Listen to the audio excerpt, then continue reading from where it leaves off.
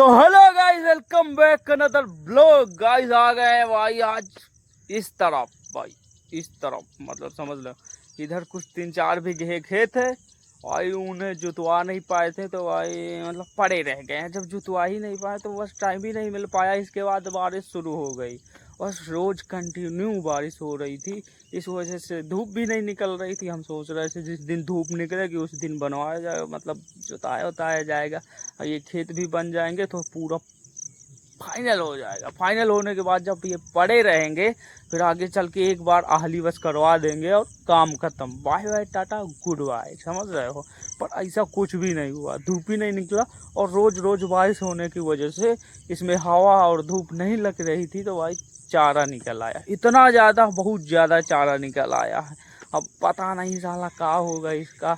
जो भी होगा ऊपर वाला, नहीं हमें जानना पड़ेगा क्योंकि जोतवाना इसे पड़ेगा। तो हम सोच रहे हैं कि रात में बारिश नहीं हुई है, आज भी बारिश ना हो तो यार हमारा काम बन जाए। मतलब 2-3 दिन लगातार धूप निकले तब जाके ये सूखेगा। और जैसे सूखेगा वैसे लगा के कल्टीवेटर इसे एक बार दोहरवा देना है, बस काम खत्म, समझ रहे हो। बाकी एकदम फिर आहली वहली करवाएंगे और फिर का फिर देखा जाएगा। पर अभी ज़रूरत है क्योंकि इतना बड़ा चारा हो गया है। अगर जो वो लरम वाला चारा होता है ना तो उसमें दिक्कत नहीं होती है, और ये वाला चारा में बहुत ज़्यादा दिक्कत होती है क्योंकि ये वाला टाइट होता है और ये गलता नहीं है, ये सड़ता नहीं। और वो वाला चारा होता है वो सड़ जाता है, समझ, क्योंकि वो लरम होता है।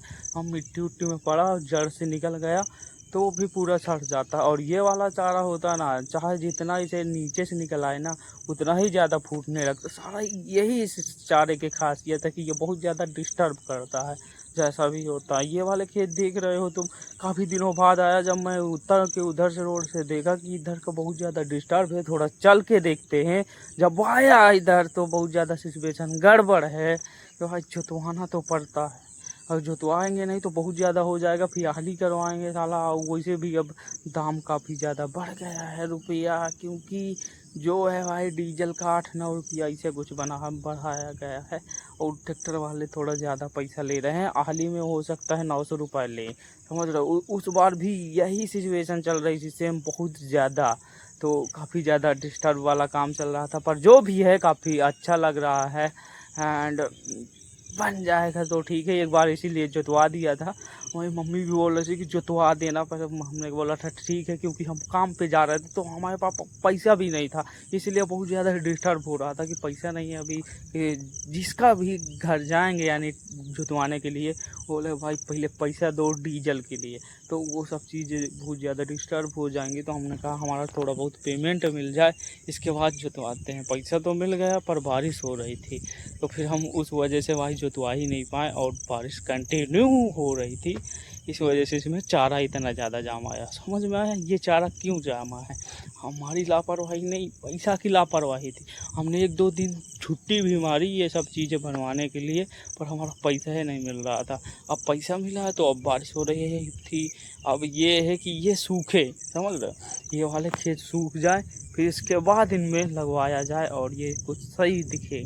बाकी नहीं, चारा में आधी करवाने में भाई पैसा बहुत ज़्यादा लगता है, टाइम भी लगता है। वही लगभग, समझ रहे हो, अगर जो उसमें 10 मिनट लग रहा है तो उसमें 18 मिनट 19 मिनट लगेगा, कुछ ज़्यादा ही टाइम लगता है। उसमें पहिया स्लेप मारते रहते हैं। वैसे इस तरफ की मिट्टी की बात करें तो काफ़ी सही है, उस तरफ से इस तरफ जो कि है मिट्टी सही है, और बाकी इनमें थोड़ा थोड़ा सा रेत है, समझ रहे हो। जैसे राजस्थान में मिलता है उधर तो पूरा मिलता है, इसमें भी वही वाला सेम चीज़ है। इधर मूंगफली वगैरह लगाने के लिए काफ़ी मस्त खेत है, पर इनमें होती हैं या नहीं होती ये नहीं मालूम। पर तिल उल भी नहीं बो सकते इनमें, तिल उल जमते ही नहीं है इनमें, समझ रहे हो। तिली इस तरफ इस बार भाई है, हम कभी जाएंगे ना तो हम लोगों को दिखाएंगे तिली कैसी होती। सफ़ेद वाली है लगता है या काली वाली हो, जैसा भी होगा लोगों को दिखाएंगे हम इस तरफ जाने के बाद जब भी होगा। फिलहाल पीछे दिख रहा है पहाड़ एंड बहुत सारे पेड़ हों, जो भी है म्याड़ दिख रही है उसमें सांप वाँप रहते हैं। वैसे उस म्याड़ को हमें उस तरफ नीचे की ओर डलवाना था, पर ये भाई कि 1-2 बार बोल चुके हैं वो बिल्कुल भी डलवाने का रिक्स नहीं लेना है। हम कहा जैसा भी है चलने दो, कौन सा है, ऐसे ही बोते होते रहते हैं। गेहूं का पानी फ़िलहाल हम लगा नहीं पाते हैं, बाकी नहीं तो उस तरफ आ जाता है। नहर से जब खोल लेते हैं तो नहर से सीधा अगर जो काट के लाएँ ना, अगर जो पानी, तो हमारा इस तरफ का भी 3 बीघे है, 3.5 बीघे है, वो भी सिंच जाए, समझ रहे हो। ये बीच में एक खेत है, क्योंकि एक आगे है, बीच वाले खेत के समय पर पैसा नहीं थे दूसरे के पास, और ये वाला खेत है जहाँ पे हम खड़े हुए हैं, समझ रहे हो। अच्छा, ऐसा भी हो सकता है ना, अगर जो ये बीच का खींच लेते तो फिर ये सीधा सीधा हो जाती ना पट्टी, तो ऐसा ही पानी हम लगा सकते थे, कोई आवश्यकता नहीं थी मतलब पाइप वाइप बिछाने की। देखो, एक बोर इधर है जिसमें बहुत ज़्यादा लापरवाही होती, एक बोर इधर है जो कि इधर का सही बोर है, और इधर का मतलब ये है कि इधर ज़्यादा दूर नहीं है पर दूर है, पाइप नहीं उसके पास, और इसने हमें बहुत ज़्यादा इस बार डिस्टर्ब किया है, समझ रहे हो। पानी के लिए बोला 1 बिगहा के लिए हम पाइप खोल रहे हैं, 1 बिगहा के लिए, दूसरे बिगहे में दे दिया भाई, दूसरे बिगहा के बाद अब जब हम उसके पास गए तो तीसरे बिगहा में दे दिया। इसी तरीके से कम नहीं तो हमें 5 से 6 दिन इसी तरीके से लटकाए रहे, तब तक हम कंटिन्यू काम पे भी जा रहे थे, हमारा सारा काम हो रहा था, समझ रहे हो। बस खाली बिगहा में हमारा अटका था, इसीलिए बहुत ज़्यादा हम सब डिस्टर्ब थे कि चीज़ें बहुत बिगड़ रही हैं, और रोज़ का धान भी फुला दिया था तो हमारा धान भी अकुश रहा था। हमने जब डाला धान को तो अभी नहीं निकला, एंड फिर भाई सबका धान लगभग 3-3 4-4 दिन, हमारा पहले ही दिन मतलब निकल आया था, समझ रहे हो। हमने उन्हीं बोरी में रख लिया था, पूरा उकस आया था। आज उसकी हालत देखो, जो निकल आया था वो काफ़ी ज़्यादा अच्छा दिख रहा है, एंड वो है 4 से 7 दिनों के अंदर वो पूरा हरियाने वाला है, बिल्कुल हरा हरा तुम लोगों को दिखेगा, ये अपनी गारंटी है, समझ रहे हो। जैसा भी हो सकता है, इसीलिए जब भी धान अगर जो बो ना, तो उसे साले को पानी में भिगा के रखो, एंड जब बोरी वोरी आती ना उसी में रखो, एंड अलग से मत, पन्नी में ऐसा मत कूड़ाओ। जो बोरी आती है उसे खोल के उसी में पानी डाल के बस ऊपर से बांध दो लत्ता से, या कुछ भी डोरी वगैरह से बांध के रख दो, ठीक है। धूप निकल आई है जैसा भी है, और इसके बाद 3 से 4 दिन तक साले को धर रखो, जैसे एकदम जैसे दारू बनाया जाता है ना, वैसे एकदम वहाँ के लगने में बहुत ज़्यादा गंदा आता है, मतलब इतना ज़्यादा बास आएगी तुम लोगों को। और फिर इसके बाद छींटो खेत में, मतलब उसे देख लो कि वो अकुश आए, थोड़ा हरा हरा हो, ऐसा नहीं कि ज़्यादा रख दो तो वो फिर फूट जाए, समझ रहे हो। इसके बाद डालो तो रिजल्ट तुम्हें दूसरे दिन देखने लगेगा, समझ रहे हो, और दूसरे दिन पूरा हरियर हो जाएगा।